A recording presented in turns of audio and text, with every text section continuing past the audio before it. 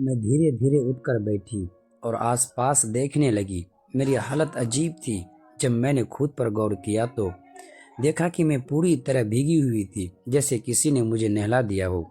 मेरे कपड़े गीले थे, पंखा बंद था और कमरे में गर्मी थी। यह सब क्या हो रहा था? बड़ी मुश्किल से मैं बेड से उठी। मुझे चक्कर आ रहे थे, चलना मुश्किल हो रहा था। मैं अपनी हालत समझ नहीं पा रही थी।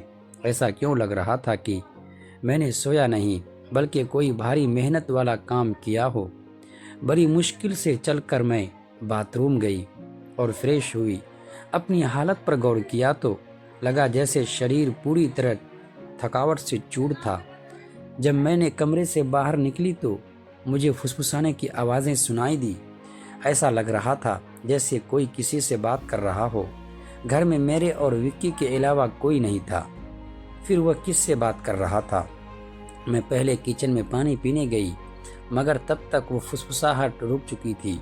मैं किचन के दरवाजे के पास खड़ी थी जब मैंने बैठक से किसी को निकलते देखा। उसके हाथ में काफ़ी पैसे थे, जिन्हें देखकर वो मुस्कुरा रहा था। यह देखकर मेरे माथे पर बल पड़ गए। अगले ही पल उसकी नज़र मुझ पर पड़ी।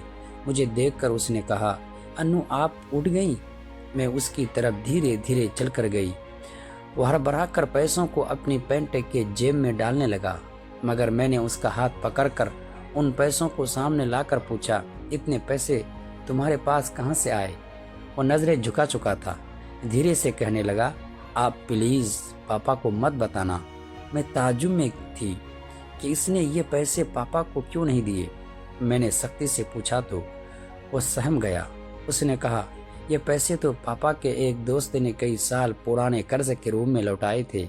मैंने सोचा था कि इनसे मोबाइल खरीद लूँगा, लेकिन उसने पैसे मुझे थमा दिए। मैंने उसे डांटते हुए कहा, हाँ तुमने अच्छा किया। घर के हालात देखो किस कदर खराब है। हमारे माँ बाप दोनों नौकरी कर रहे हैं और तुम मोबाइल खरीदने की बात कर रहे हो। वो शर्मिंदा हो गया। उसी रात मैंने वे पैसे वापस किए। उस रात विक्की मुझसे कोई बात नहीं कर सका और जल्दी सोने चला गया। अगले दिन मैं किचन में काम कर रही थी जब विक्की अपने दोस्तों के साथ घर में दाखिल हुआ। मैं यह देखकर हैरान थी कि वह अपने दोस्तों को सीधा लाउंज में ले आया। उस वक्त मैं दुपट्टा उतार कर बर्तन धो रही थी।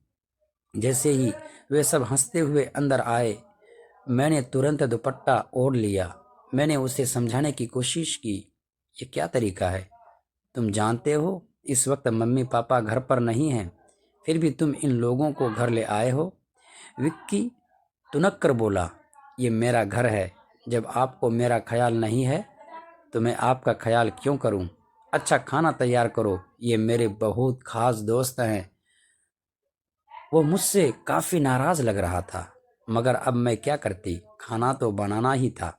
मैं उसके दोस्तों के लिए खाना बनाने लगी। तभी वो बोला, खाना परोसने भी तुम खुद ही आओगी? विक्की का यह रवैया मुझे हैरान कर रहा था। छोटी सी बात पर वो इतना कैसे बदल के सकता था। मैंने खाना टेबल पर लगा दिया। मैंने गौर किया कि उसके दोस्त बार बार मुझे घूर रहे थे। वे सभी विक्की की उम्र से बड़े लग रहे थे और अजीब तरीके से मुझे देख रहे थे, जैसे मुझे निगल ही जाएंगे।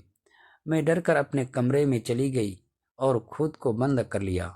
जैसे ही वे गए, मैं विक्की पर फट पड़ी, दोबारा तुम्हारे ये दोस्त इस घर में नज़र नहीं आने चाहिए।